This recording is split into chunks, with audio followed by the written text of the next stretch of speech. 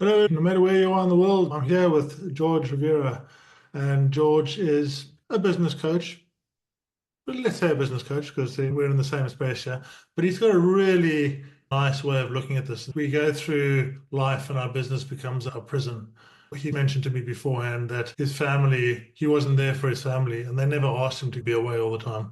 And that really resonated. So, George, why don't you introduce yourself to the people and we can go from there? Thank you, Roy. Thank you for having me. Excited to be here. So, I'm a 31-year entrepreneur. I started my first business at 17 years old. I've done over $400 million in sales online. I had the ups and downs of the traditional entrepreneur life. And my breaking point came about 10 years ago. I built myself into this founder prison, believing that everything depended on me and I had to find my way out. Some last words from my dad gave me the inspiration to say, I can't keep going like this, especially at the sacrifice of the moments with my family, the childhood that I can never rewind and get back, like with my own children. Yeah, I more than doubled my business when I realized this has to change. But the more important side is I was living a semi-retired lifestyle after working almost 80 hours a week. So yeah, happy to get into any of that, whatever you and your viewers would find useful, happy to get into it. I talk about part of my journey and very aligned. Yeah, I was working 14 hours a day, 7 days a week, and two IT companies.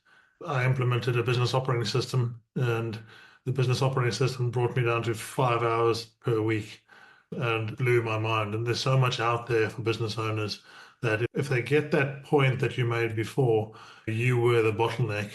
Once they get that, then they can start digging into it and fixing it. So give us more about how you help people with this process.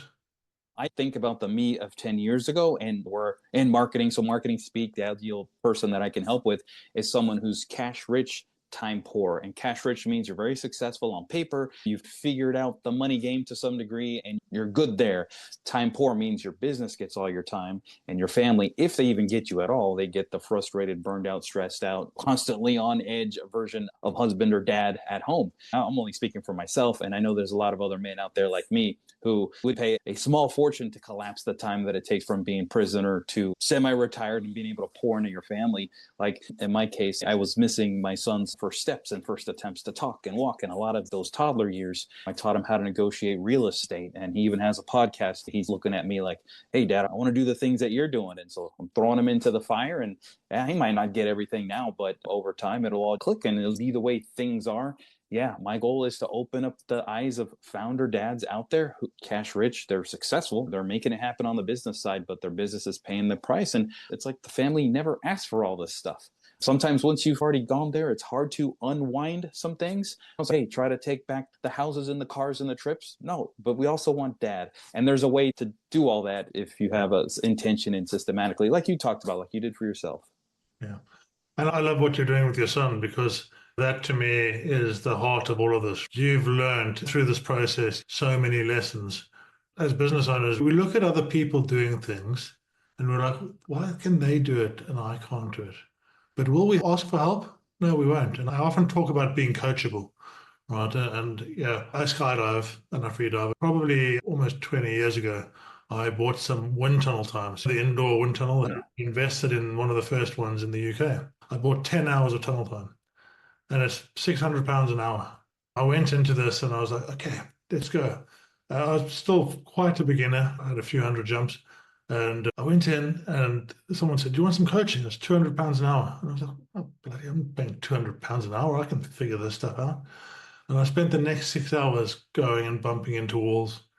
And a friend of mine took pity on me. He had become a coach recently. And he said, listen, I'll give you half an hour's coaching. I'll just give you half an hour's coaching. And in that half an hour, I learned more than I'd learned in the whole 6 hours before by a factor of five. Right. And that opened my eyes to this concept of you need to be coachable. Don't be so proud thinking, oh, I can do this. Other people have learned the lessons, right? Other people have had the pain. Other people have dug themselves into that hole. So why not learn from that? Yeah, absolutely. Yeah, somebody else paved the way and you're shortcutting your pathway to your ideal destination, wherever you want to go. Yeah. So let's dig into one of those subjects, AI. What do you think about AI? What's your mindset now with AI? Yeah, I know a lot of people can fear AI. Some people are excited about it. I feel like AI is neutral and it takes someone with a plan how to best maximize it. There's a lot of deceptive ways to use it, but on the positive, it can help us automate so much, get a lot of our time back, and be a second set of eyes. I've used it for legal advice, legal structure. I don't think we're ready to fire our attorneys, but I've reduced my dependency on paid legal help as a result of having AI review these operating agreements. Tell me what are the pitfalls to look out for? Is this fair? Compare the laws in a certain state or a certain region. How will they affect me if I operate in this manner? From helping you craft your marketing message to writing content, I encourage people to train your AI to sound like you so that it's not just like this robotic, soulless voice. People who complain like, "Oh, yeah, it's okay, but it doesn't perform." It's the lack of input that they've given it, and it's not reflecting who they are. That's fine. I don't think there's a whole lot of manuals out there on how to do it properly, and it sounds like you've got good experience too. It's all about what you put in is you can expect the quality to come out. I think for me, one of the biggest lessons I've ever had with AI, there's two major ones, but the first one is how unclear I actually was, how my communication was so poor. And as a business owner, this is a core concept, right? Because we get staff members in, we know how to do it. We know how to do their job better than they know how to do the job. Big problem number one. And then problem number two, okay, George, please go out and do this. And you have no idea what's in my head. So you go and do a poor job. Suddenly, okay, George can't do it very well. And that's not the case at all. I haven't been the correct communicator. I haven't communicated. And AI taught me this because I could see what it could do, but it wasn't doing it for me. So I turned that mirror onto myself and said, right, what are you not doing here? And not only did that teach me how to communicate with AI, but it also taught me how to communicate with my family, with my staff, with everybody else. That was a real big eye opener. So many personal benefits as well. And like you said, helping you communicate with your team. One of the ways that I love to use AI to communicate with my team is we've got screen recording tools. Loom is the flavor of the moment, but record how you would explain to somebody on Loom how to do a certain task. And then you put that in a chat GPT and then you say, hey, create an SOP for one of my people to follow. And that's essentially cleaning it up and making it into language that it makes sense for me as the owner. It makes sense for the person who's going to be doing the task. I attach the Loom video to the description that it creates. I hand it down to my person, and my attitude is this should never come back to me. But I have 10 minutes. Please watch it right now and let me know if there's any questions or gaps. You want to make sure that it's reflecting exactly your intention. And then 10 minutes goes by, they're okay. Great. You own this thing. Unless we change vendors, strategic change in our marketing or process, this should never come back to me. And if they have a question, they answer it right there and you clear it up right there. But that's how I've been using it. And that's such a fundamental standard operating procedures. I use Scribe. Scribe is really good. Loom is good as well. The concept that when you're busy dealing with a staff member, I have this great example of this. I'm working with somebody who uses routes. So they use automated routes. So they've got a whole bunch of technicians that go out and they've got to set the routes up, right? And he was like really kind of stressed about this. And as the founder, he was doing this every week. And it was costing him 10, 14 hours a week doing this thing he didn't like doing. So we went through the process. We worked out exactly what his SOP was. We then went through and found out how to automate as much as possible. Did that, and then did the SOP again. And he handed it off to one of his staff members. And so the staff member got it, and the documentation was that good that the staff member was Saturday afternoon and said to his 7-year-old daughter, "Do you want $20? Just do this." And the daughter was able to do it. And that's what you're aiming for, right? You're aiming for it to be foolproof. So there's no doubt. And if you ever have turnover, just slide right on in and don't lose a step in the process. So I want to transition now onto my own most important thing for business owners. We don't put ourselves forward. When we start, we're not the most important thing. Our customers, our staff, our business, the sales, this becomes the most important thing. And business owners, if they're not doing this right, the first thing that suffers are the relationships that you mentioned and their own health. Mm-hmm. We're a human being. We're an animal that works on stress and no stress. So when you've got your sympathetic mode activated, your fight or flight mode activated, you can't create, you can't be creative, you can't build anything. But when you're in the parasympathetic mode, you can build it. And I became a Wim Hof instructor, techniques, but more importantly, the breath work. And I just realized that my toolbox for my own mental and physical health was lacking. And once I managed to get my energy space together so that every day I have as much energy as possible, I was able to do so much more. By putting myself first, then everybody else got more. So what do you experience with your clients? Yeah, absolutely. Speaking for myself, but clients as well, we're Mm. always putting ourselves last, at least at the beginning when we don't know any better. And that's why when we fly and they say, hey, in case of emergency, put the mask on you first before your children, instincts as a parent, let me get the kids first, make sure they're okay. But then it's if something happens to them and you're passed out, you're done. So if we don't take care of ourselves, we've got a family, we've got people that work for us. We need to make sure that our soul is nourished. And if our business is sucking the life out of us, to speak for myself and some of the clients that I've had, yeah, we can't be of much use to our family and to the business and to the people that work for the business, to the clients, to the customers. It has this trickle down effect. Yeah, I think treating ourselves with the love and respect that we deserve, minimizing stress, creating a lifestyle that doesn't stretch us on both ends, having time to breathe, white space for thinking ahead for the future, time to think in the past so that we can make better decisions in the future. And from the family perspective, being present for the spouse, for date nights, being there for games for the children, and just the everyday moments. There's 3 times that they say, scientists, but they say that there's 3 times in a child's day that's if you're blowing everything and you're not even seeing your kids because you're just working so hard, if there's 3 times in a day that you could actually just see them for a minute, it's like when they wake up, when they get home from school or camping or some activity that they've been gone all day at, and then between dinner time and bedtime. And just that's the moment when they're most receptive to I love you or proud of you or you can do this or a word of encouragement. And so when we're just drowning in our own stress and our own business, we miss out on all these moments that our family is experiencing. We don't have a chance to put that impact into them.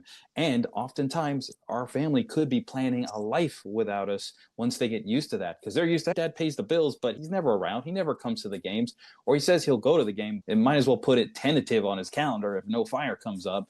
And yeah, we got to take care of ourselves so that trickle down effect really truly happens, and the ones that we say we're doing it for truly benefit. And just digging into that a little bit more in terms of the mental cost to us. I found myself in very dark places, contemplating suicide, actually standing on the edge of a 130-foot tower, getting ready to jump off. And it was the breath work that saved me. Yeah, it really was. What's been your own experience of going down? Because it's not a sudden thing, no? Yeah.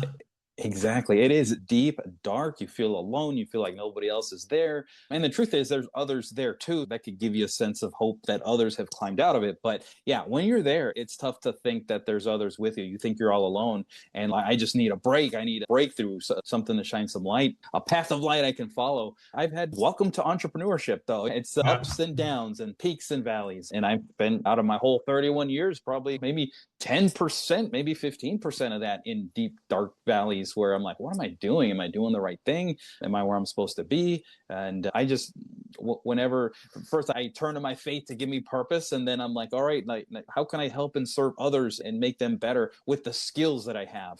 And that usually translates into finding the right opportunity to crawl myself out of it. When I started helping other men, my whole career was direct response marketing. It's put money in, put money out, and then the difference in profit that generates is how I feed my family and live. So this career shift over the last little under a year now of walking alongside men who were where I was 10 years ago is completely new. So honestly, being vulnerable, I was a little terrified. I'm like, this is all new. I can go out there and buy ads and make it work all day long. But now this is getting my name out there, networking, personal branding, making sure that I can put out good content, attract the right people into my world.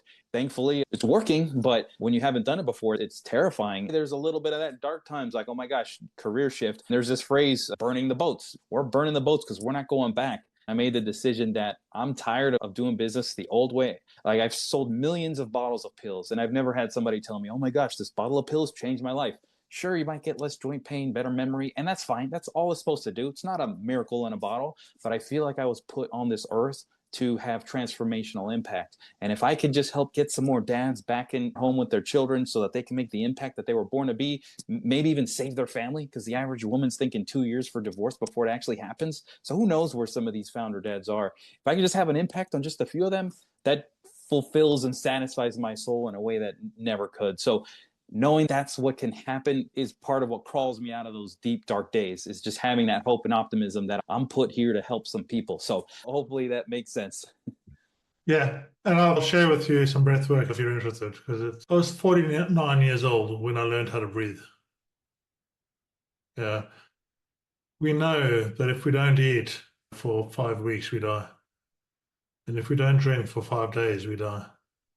We know how to eat properly and we know how to drink properly. But if we don't breathe for 5 minutes, we die. The breath connects us to our soul. It connects us to the world. It changes our mood. It changes our state. Pulled me back from the edge was being able to regulate my emotions with breathwork. So powerful, I think we all should do. And have these tools in your toolbox. I get up every morning, I get onto my mat, I do 5 rounds of breathwork. I then do some meditation. I go downstairs to my garage and I do some PT, get into my sauna for a little while, and then jump in my bath. I would never have taken that time before, that hour and 20 minutes. I just wouldn't have taken it because there's too many things to do. But I realized that there's always going to be too many things to do, right? It doesn't make any difference. If you have an entrepreneurial mind, by default, you have some level of ADHD. It's not a bad thing, it's a superpower. And if you can harness it the right way and bring it back to yourself, make sure I make time for myself. I can do 10 times more during the day now than I could have before. Yeah. Just before we wrap up, I just want to touch on your son's podcast. What's it called? How do people get hold of it? Yeah, his birthday is in 2 days. So he's done all this as a 10-year-old. He started late October, and so far we've recorded 25, 26 podcasts. I think we've got 21 published, so we're 4 or 5 behind. And yeah, it's amazing. He was one that was a little skeptical about AI, not in a fearful way, but in a way of, oh my gosh, AI is teaching us how to think. Kids my age, by the time I'm out there 17, 18, 19, looking for a way to feed myself, I'm going to have a massive advantage if I don't just use AI as a complete crutch. AI is important and we should learn how to use it properly, but it shouldn't completely outsource your thinking. And kids his age, because I see them, his friends, his peers are just literally face in phone 24/7 watching YouTubers do goofy things. And that's fine, but that's all they do. That's their whole life. And so you can't, as an adult, as a father, I can't look at another one in the eye because they just won't look at another adult in the eye. They won't shake your hand. They're afraid of speaking. And my son is the complete opposite. He's homeschooled. He'll look you in the eye. He'll shake your hand. He'll call you Mr. Roy. Nice to meet you, and have a great podcast with you. Once it's his time to go out there and look for a job, he's going to be head and shoulders above all the other kids who are coming out of the clouds. Where the heck do I start? If they think that, they might be in mom's basement for the rest of their lives. The thinking behind the podcast is, let's get you out there, start talking, start meeting people, start with my network. And then I know that there's going to be some big famous people that we all know are going to be like, oh my gosh, that kid's doing awesome things. Yeah, he might have 50, 100 subscribers. It's not huge, but he's doing an awesome thing. I want to be on his show. And he's going to be on the show, he or she. And then the notoriety from that's going to explode. And then more people are going to join. And it's going to be awesome. Watch out, Joe Rogan. My boy's coming. Amazing. We'll put his link below. Maybe I'll jump on there as well. We'd love to have you as a guest. It's Leo Interviews on YouTube. Search for Leo Interviews. We also have leointerviews.com, which will soon be like his podcast hub page for guests and episodes. And I post on Facebook a lot about it, so anybody could find me there too. Thank you very much for coming on board. And if you have one bit of information that you could share with people, that are in that situation, what would it be? What would be your light bulb moment? Absolutely. Find a way that you can serve others. That's the way that I was able to crawl out of the dark days. And one of the things that I tell people, because I've been there at the near deathbed moments when passing is near. My dad told me, don't miss Leo's games. I miss too many of yours. That's the phrase that completely changed my life.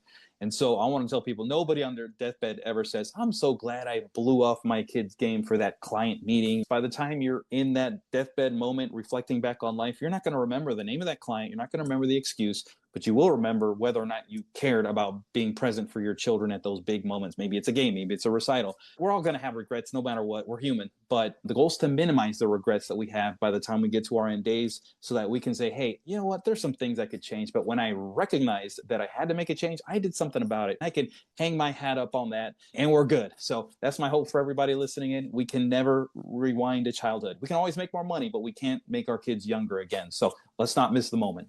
Thank you very much for joining me. It's been a pleasure having you. And I look forward to seeing you on your son's podcast. Likewise. Thank you, Roy. Appreciate it. Cheers, then.